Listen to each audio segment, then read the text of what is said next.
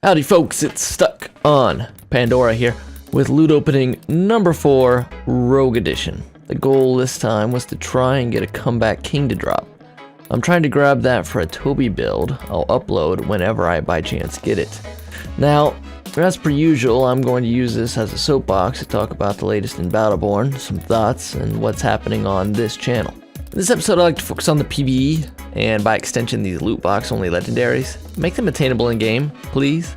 Saving up 100k in credits to buy faction packs and getting 95% junk isn't cool. These are running about a month of video, a month of grinding credits for a chance at these loot pack specific items. It's a cool idea, but it's daunting and RNG heavy to actually get one of these, like the Comback King. RNG is the basis of so many game design features, and we know that it works. However, I like taking a note out of the RPGs of old and allowing clear-cut routes towards certain items, and I believe that's still the best. RNG can play a role, saving you the grind if you get lucky in these missions or these loot packs, but we should have a way to guarantee our hand. Say for the Comback King, maybe killing 250 enemy Battleborn with less than 25% health, or the Solar Sustainer could be healing for 1 million points across all support Battleborn. The second is my suggestion for PvE, as we must be on the cusp of the first operation. Season Pass owners have been guaranteed 5 of these. As a side note, we're also getting Earnest tomorrow, 8/25/16. So that's going to be 3 out of the 5, meaning by October a chunk of the Season Pass is over, as all DLC characters should be out by then. And a serious discussion has to be had on Battleborn's vitality and its lifespan. So let's talk about these operations. 2K staff is quoted as saying, "The first DLC story operation features Atticus and his twisted recount of the Thrall rebellion he led to overthrow his degenerate oppressors. Each DLC story operation is a highly replayable scenario featuring one of Battleborn's heroes. Each time you play through an operation, the story, enemies, and objectives will change, increasing the difficulty but also the rewarded loot. Along with each story operation comes new skins and taunts that can only be unlocked through playing the operation. Each set will include skins and taunts for various characters and will not be available to purchase individually in the marketplace." Creative director Randy Varnell gave more details in their Discord AMA, so we're trying something different with those missions. I think it works. I hope you like it. First, we heard feedback that some of the story missions were too long for many people, so we wanted to lower the average playtime for those missions. But we also wanted to keep the value of multiple playthroughs and find a way to bring in new content when you do that. So all of the operations have a story that will narratively advance through multiple playthroughs, new dialogue, new characters, and new topics. But that arc actually has a beginning and end across all those playthroughs. If you're a Battleborn lore fan, I think you're going to really like it. If you're just a person who likes to rerun content to maximize rewards, I think that's still going to make replay on those missions much more exciting. I don't have much wiggle room on realistic suggestions for the PvE, but here's a quick wish list. Lore challenges climax and a mission, focused on an event in the character's lore or a new detail. They are single player only and character specific. These allow you a glimpse into how the character got to where they are now or who they were before. Buff lore items to their maximum possible value, because regular legendaries mostly outshine them. This idea could also be taken in the reverse, to sync with the tutorial. After unlocking a character, a player has to play through these tiny vignettes. The focus of these sections would be using all skills available to the character. Use dialogue to teach in light fashion an idea of their helix choices. It's totally unrealistic to suggest that they change the main story, but here's how I would have liked to have seen the single player campaign, and maybe they can elaborate on this idea in the operations. The single player campaign has you play all of the base heroes, but predominantly Wrath and his efforts to usurp Rendain.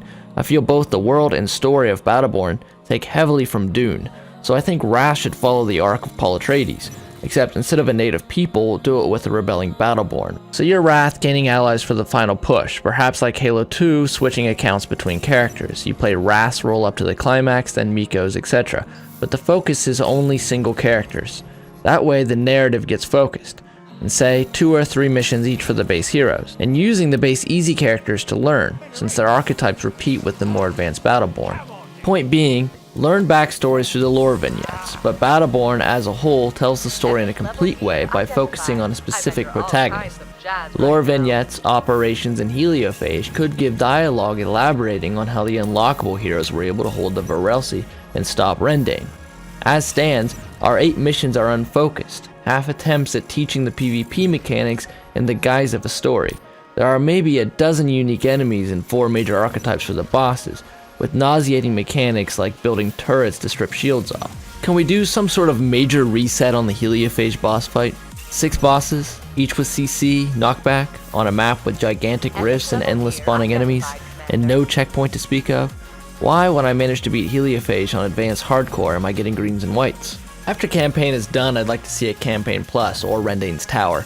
Campaign Plus could serve as an advanced challenge which now spotlights the more advanced heroes in a protagonist-focused narrative, and gives unique Helix mutation unlocks for completing Campaign Plus with certain heroes.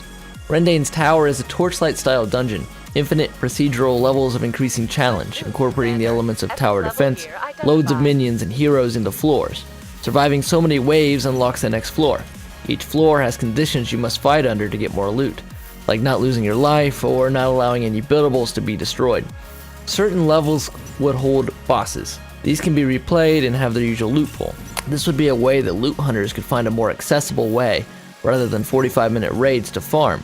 Say Room 50 is Rendain, unlock the ability to farm Rendain.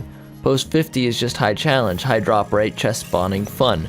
But also a title and an aesthetic chase. Arena, shining with Scion lights and a fiery crown on her head in the middle of an incursion match because she bested floor 100 of Rendain's Tower. I feel Battleborn's PvE meshes best with the game Dungeon Defenders, and having gameplay in that vein would feel more in line with the gameplay of Battleborn. The campaign right now is a square peg in a round hole, a standard stomp in a non-standard game. Operation sounds similar to this, loot focus, lore side piece, a dungeon, but we'll see. The Battleborn campaign is an underappreciated feature, but also unfocused in its implementation. To me, making a Dungeon Defenders style PvE arena basically mimics the primary mechanics of the campaign while utilizing the buildables in something besides zapping Gunhulk. I want global leaderboards to show off the 32 unique medals and scores in the game. Almost none of this is feasible or will come to fruition, but here's a suggestion to make it less of a snowball's chance in hell. Put this all into a meatloaf. Borderlands 2 released the Headhunter packs as fan service. Short season-themed encounters to satisfy fans. Perhaps we could get protagonist-centered, lore vignettes in a Horde-style environment with leaderboards with maximized lore legendaries up for grabs. A fan can dream. As stands, 5 days a week I'm streaming Battleborn at 8 PM Eastern, Monday through Friday on twitch.tv/stuck on Pandora. So come by, and I would like to hear your suggestions for PvE. With new legendaries coming to the game, the hardcore spotlight, and upcoming operations, PvE is far from forgotten about.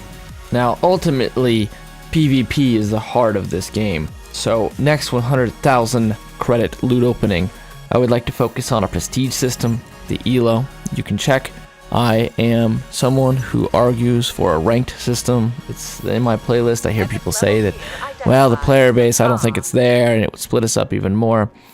That is a topic for conversation, but on the next 100,000 credit loot opening, I will be talking about the state of the game, the population numbers, Twitch, and how I would like us to be able to survive the end of the season pass, and if we do. I bet you're all kinds of jazz right now. Epic level gear identified, Commander.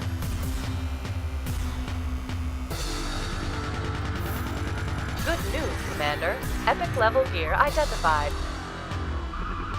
As a side note, I've included this last clip to show just exactly what 100,000 in loot openings did for me at this point. I was able to improve my Montana gear loadout just a tiny bit.